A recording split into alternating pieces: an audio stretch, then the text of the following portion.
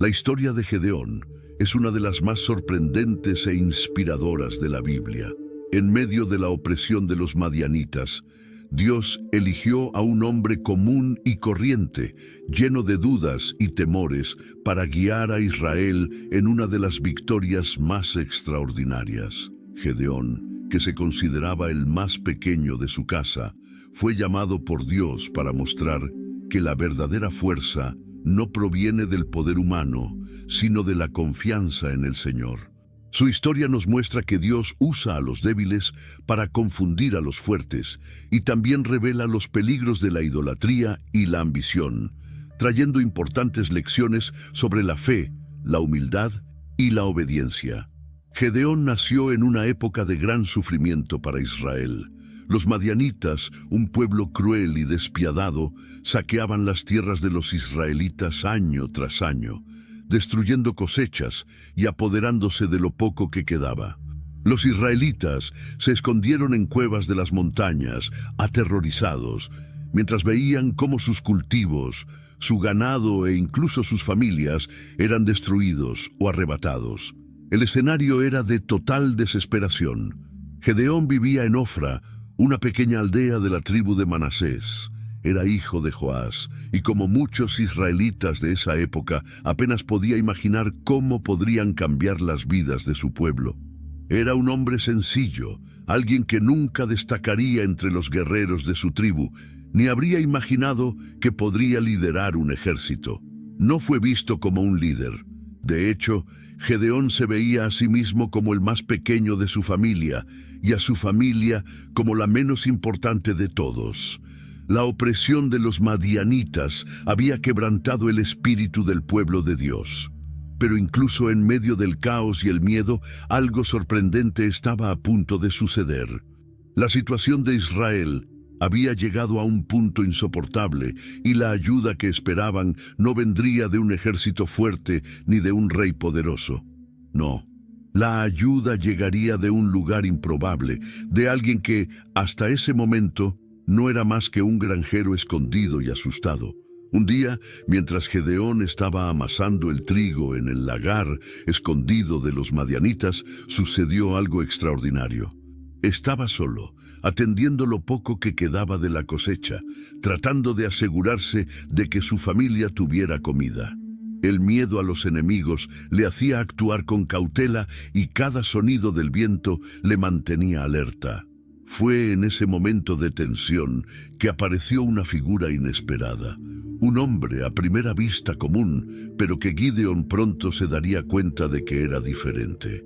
Este hombre, que en realidad era un ángel enviado por Dios, se acercó y con voz tranquila y firme saludó a Gedeón de manera sorprendente. «El Señor está contigo, valiente». Esas palabras le parecieron extrañas a Gideón. ¿Corajudo? ¿Él que se escondía allí por miedo a los madianitas? ¿Él que nunca ejerció una espada en la batalla? Gedeón, desconfiado, inmediatamente cuestionó: «Si el Señor está con nosotros, ¿por qué nos ha sucedido todo esto? ¿Dónde están las maravillas que nos contaron nuestros padres?». El sufrimiento de su pueblo era claro, y Gedeón no podía entender cómo podía ayudar. Pero el ángel fue directo: «Usa la fuerza que tienes y libera a Israel de las manos de los madianitas». Pero Gedeón vaciló.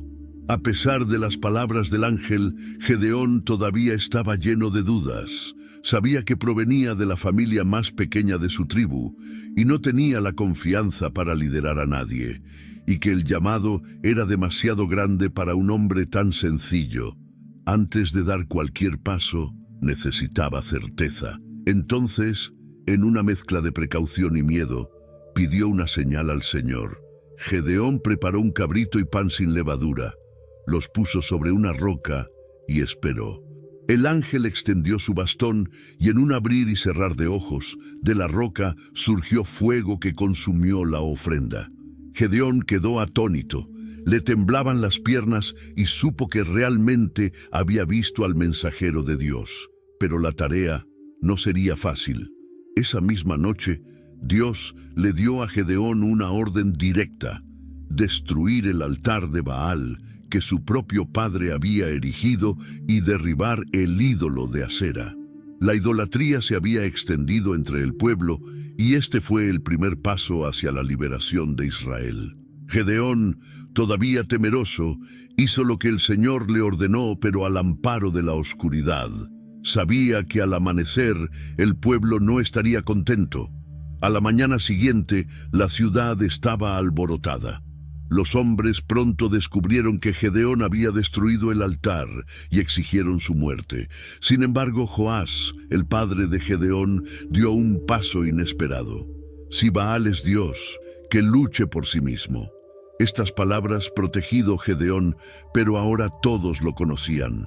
Su nombre estaba en todas las bocas y los ojos estaban puestos en él. Aún así, Gideón no estaba preparado. Necesitaba otra señal para fortalecer su fe. Habiendo decidido, colocó un vellón de lana en el suelo y pidió que al amanecer hubiera rocío solo sobre la lana y no sobre la tierra que la rodeaba. Esa noche, Gedeón colocó el vellón en el suelo y se fue a dormir, esperando la señal que demostraría una vez más que Dios estaba con él. Al amanecer, su corazón latía con fuerza mientras se acercaba. Cuando tocó el velo, sintió su lana completamente empapada de rocío, pero el suelo a su alrededor estaba seco. Sin duda, fue una señal divina. Aún así, Gideón vaciló. ¿Y si fuera una coincidencia? Quizás sería mejor probarlo una vez más, solo para estar seguro. Luego pidió otra señal. Esta vez, que el vellón permaneciera seco mientras que el suelo a su alrededor permaneciera mojado por el rocío. La mañana siguiente, cuando se acercó al vellón, el suelo estaba cubierto de gotas de rocío, pero la lana permaneció seca. Era la confirmación que necesitaba. Dios realmente lo había elegido para una misión imposible: liberar a Israel de las manos de los madianitas. Con fe renovada, Gedeón reunió un gran ejército, hombres de diferentes tribus, listos para luchar contra los enemigos que los oprimieron. El campamento de soldados creció y el impresionante número de guerreros trajo una sensación de seguridad, incluso frente al inmenso ejército madianita que esperaba en el valle. Parecía que las cosas empezaban a encajar. Gedeón estaba empezando a sentir que tal vez realmente pudiera llevar a su pueblo a la victoria. Gedeón estaba a punto de enfrentarse a un ejército gigantesco, y el alivio de ver a tantos hombres listos para luchar a su lado le brindó un raro momento de confianza. Después de todo, con 32.000 soldados, las posibilidades de victoria parecían mucho más reales. Pero ese sentimiento duró poco. Dios tenía otros planes y lo sorprendió con una orden difícil de entender. «Hay demasiada gente», dijo el Señor. No quería que Israel alarde de una victoria por la fuerza de su número, pero que reconocieron que la salvación vendría exclusivamente de su mano. Gedeón, sorprendido, obedeció. Dios le ordenó que les dijera a los hombres que quien tuviera miedo podía irse. Apenas podía creerlo cuando vio dispersarse al primer grupo de hombres. Poco a poco, miles empezaron a abandonar el campo. Al final, salieron 22.000 hombres y a Gedeón le quedaron solo 10.000. A estas alturas, ya podía sentir que el peso de la misión aumentaba. Pero por muy difícil que fuera, sabía que no podía volver atrás. Y como si esto no fuera suficiente miedo, Dios volvió a hablar. «Aún quedan muchos». Gideón apenas podía creer lo que estaba escuchando. El Señor le pidió que llevara a los hombres al arroyo y observara mientras bebían agua. Serían elegidos los que bebieran como perros, lamiendo el agua con la lengua. Y cuando Gedeón terminó de mirar, solo quedaban 300 hombres. Era un número demasiado pequeño, no imaginable. Sin embargo, era exactamente lo que Dios quería. Con solo 300 hombres a su lado, Gedeón sabía que ganar la batalla contra los madianitas parecía imposible a los ojos humanos. Pero Dios había prometido que entregaría al enemigo en manos de Israel. Ahora, Todo dependía de seguir al pie de la letra las instrucciones divinas. Y la estrategia que el Señor reveló a Gedeón no involucró espadas, lanzas ni arcos. Fue algo completamente inesperado. Dios le dio a Gedeón una orden clara. Cada hombre debía llevar una trompeta, una antorcha escondida dentro de una vasija de barro, y en el momento oportuno, todos debían romper las vasijas, encender las antorchas y tocar las trompetas. Esta táctica inusual no tenía sentido militar, pero Gedeón confió en lo que Dios había dicho. Aunque sus hombres no entendieron completamente el plan, todos estaban dispuestos a cumplirlo. En plena noche, los 300 hombres se posicionaron alrededor del campamento madianita. El silencio en el aire era pesado, lleno de tensión. Los enemigos, sin darse cuenta de que estaban rodeados, durmieron en sus tiendas, completamente desprevenidos para lo que estaba por venir. En el momento adecuado, Gideón dio la señal. En un instante, el sonido de las trompetas resonó en las montañas, las antorchas brillaron en la oscuridad y las vasijas de barro se rompieron, creando un ruido ensordecedor. La confusión se apoderó del campamento enemigo. Al despertar en medio del caos, los madianitas no podían distinguir quién era amigo y quién enemigo. Desesperados, comenzaron a luchar entre sí y lo que parecía una fuerza invencible comenzó a desintegrarse. El caos que se apoderó del campamento madianita fue devastador. Gedeón y sus 300 hombres apenas tuvieron que luchar. En medio de la oscuridad, los madianitas, presas del pánico, comenzaron a atacarse unos a otros. La confusión fue tan grande que cada hombre parecía un enemigo y el vasto ejército se desmoronó. Los hombres cayeron unos sobre otros, huyendo desesperados. En la noche, estaba claro que Dios había cumplido su promesa de entregar a los enemigos en manos de Gedeón. Pero la victoria aún no era completa. Muchos de los madianitas lograron huir, incluidos sus líderes, Seba y Salmuna. Y Gedeón sabía que mientras estos líderes siguieran vivos, la amenaza a Israel continuaría.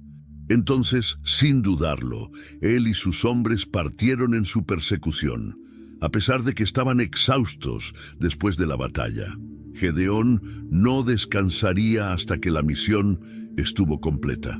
Durante la persecución, Gedeón pidió ayuda a los hombres de Sucot y Penuel, pero ellos, incrédulos de que Gedeón pudiera derrotar a Seba y Salmuna, se negaron a apoyar a los israelitas.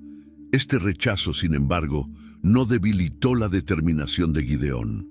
Con valentía, siguió tras las huellas de los dos reyes enemigos, llevándose consigo a los pocos hombres que le quedaban. Cada paso de esta cacería requería más fuerza y fe. Gedeón sabía que lo superaban en número y que su ejército estaba cansado. Pero el fin de la opresión de Israel estaba cerca y no podía regresar. El destino de los líderes enemigos estaba decidido y Gedeón se acercaba a ellos en todo momento. La persecución de Gedeón no fue fácil. Él y sus 300 hombres estaban exhaustos. Ya habían luchado, corrido y perseguido a sus enemigos durante kilómetros, pero la determinación de Gideón era inquebrantable. La victoria completa solo llegaría con la captura de los líderes madianitas, Seba y Salmuna. Eran la cabeza de la serpiente, y Gedeón sabía que mientras estuvieran vivos, la amenaza para Israel persistir. El hambre y el cansancio no le impidieron seguir adelante. Gedeón y sus hombres avanzaron por el desierto hasta que finalmente rodearon el campamento de los reyes que huían. Fue el momento decisivo. Con una estrategia rápida y precisa, los pocos hombres de Gideón sorprendieron a los soldados que protegían a Seba y Salmuna. En medio del ataque, el ejército de los reyes se desmoronó una vez más y finalmente fueron capturados. Con Seba y Salmuna bajo su control, Gideón emprendió el regreso. Su mente, sin embargo, no estaba solo en los reyes que ahora estaban ante él. No había olvidado el desprecio que sufrió en Sucot y Penuel. donde los líderes locales se negaron a ayudarlo en su misión. Ahora, con los reyes enemigos prisioneros, regresaría a esas ciudades para ajustar cuentas. Cuando llegó a Sucot, Gedeón mostró a los reyes capturados a los líderes incrédulos. Su victoria fue una prueba de que Dios estuvo de su lado todo el tiempo, y aquellos que lo despreciaban ahora pagarían el precio de su desconfianza. La victoria de Gedeón sobre los madianitas trajo la paz a Israel por primera vez en muchos años. El pueblo, aliviado por el final de la opresión, no podía creer que este hombre, hasta entonces desconocido, se hubiera convertido en el libertador de su nación. Los israelitas estaban eufóricos, agradecidos de estar finalmente libres del enemigo. Fue un momento de celebración, pero también de decisiones importantes para el futuro. Cuando Gedeón regresó con los reyes capturados y su pequeña tropa, una multitud comenzó a reunirse a su alrededor. Lo que inicialmente fueron murmullos de agradecimiento, pronto se convirtieron en algo más grande. La gente empezó a aclamar a Gedeón como el gran héroe de Israel, y en medio de la emoción surgió una propuesta inesperada. Gedeón, sé nuestro rey, dijeron. Gobierna sobre nosotros tú, tus hijos y los hijos de tus hijos. La oferta era tentadora. Después de todo, Gedeón había restaurado la paz en una época de caos y desesperación. El pueblo vio en él el liderazgo que tanto ansiaba. Sin embargo, para sorpresa de muchos, Gedeón se negó. Se mantuvo firme, recordando al pueblo que la verdadera victoria venía de Dios y que solo el Señor debería gobernar sobre Israel. No reinaré sobre vosotros, ni mi hijo reinará, dijo. El Señor es quien reinará sobre vosotros. A pesar de rechazar el trono, Gedeón hizo una petición. Pidió a cada hombre que le regalara un pendiente de oro de los restos de la guerra. La petición de Gideón parecía inofensiva. Solo quería algo del oro que les habían quitado a los madianitas. Con los aretes que cada hombre le regaló, Gedeón hizo confeccionar un efod, objeto de valor simbólico, destinado a representar la presencia de Dios en Israel. Inicialmente se suponía que sería un memorial, algo que recordaría al pueblo la victoria que Dios les había concedido. Sin embargo, las cosas no salieron como él imaginaba.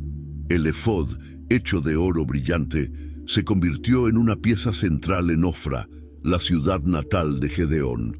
Pronto, gente de todas partes de Israel comenzó a visitar el lugar, no solo para recordar la gran victoria, sino también para adorar. El efod, que debería ser símbolo de fe, comenzó a ser tratado como objeto de culto. Sin que Gedeón se diera cuenta, había creado una nueva trampa para el pueblo de Dios. Israel, tan fácilmente descarriado, comenzó a caer nuevamente en la idolatría. El efod se convirtió en una distracción, desviando la atención de la verdadera adoración al Señor. Gedeón, que había liderado una de las mayores victorias en la historia de Israel, ahora vio a su propio pueblo tropezar ante un objeto que él mismo había creado.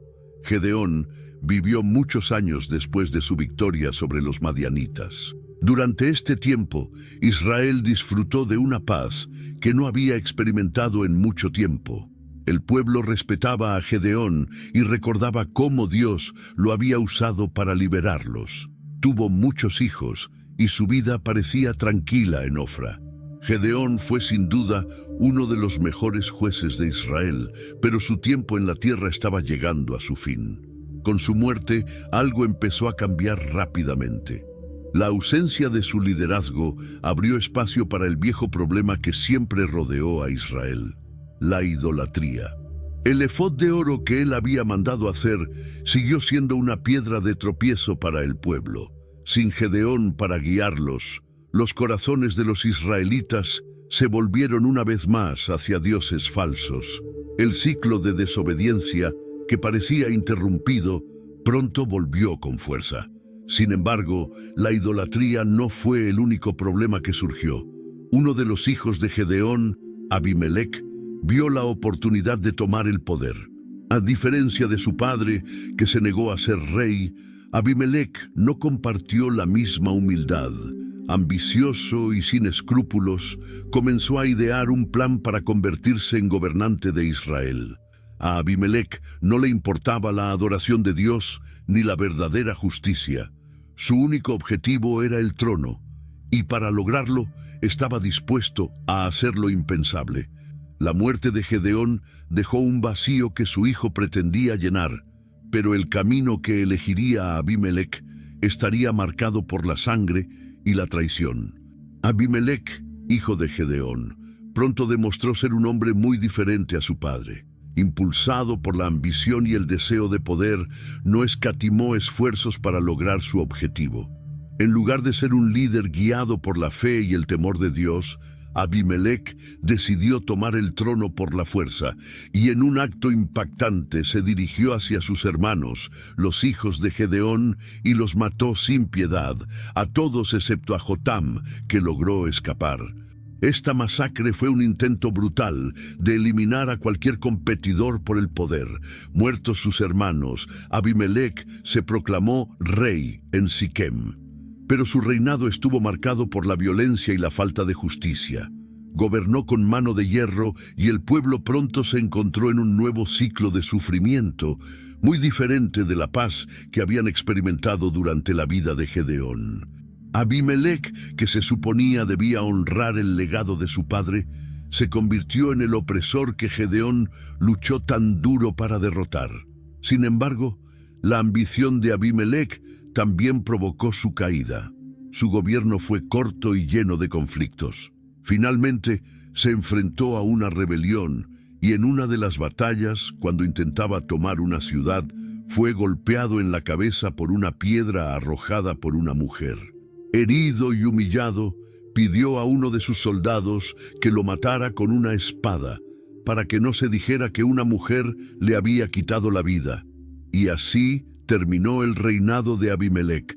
Un final trágico para un hombre que tenía todo para honrar el nombre de su padre, pero eligió el camino de la codicia y la destrucción.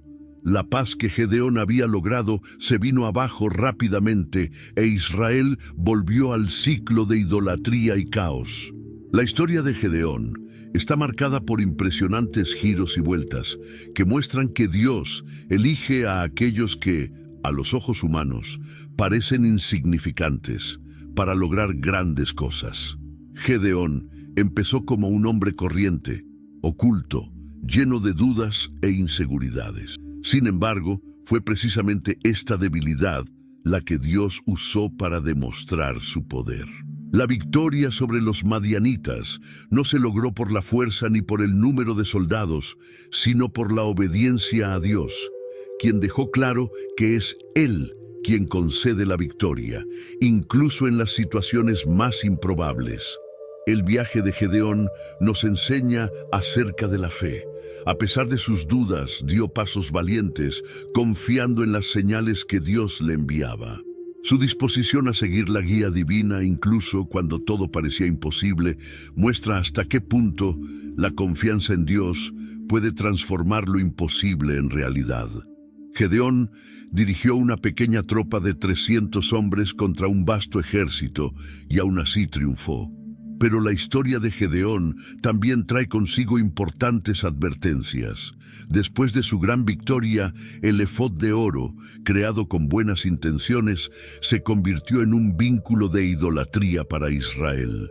Incluso los líderes más fieles pueden, sin querer, hacer que su gente tropiece cuando pierden el enfoque en lo que realmente importa: la fidelidad a Dios. Al final, el legado de Gedeón se vino abajo debido a la ambición de su hijo Abimelec, quien usó su poder para el mal.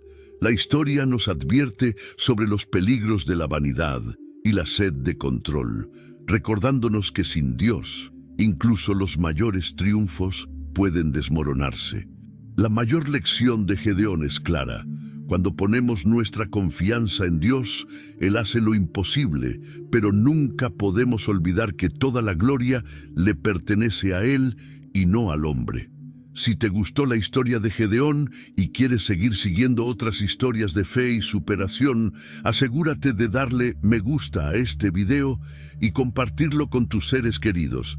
Y por supuesto, suscríbete al canal para no perderte ningún contenido nuevo. Juntos, exploremos lecciones más poderosas de la Biblia.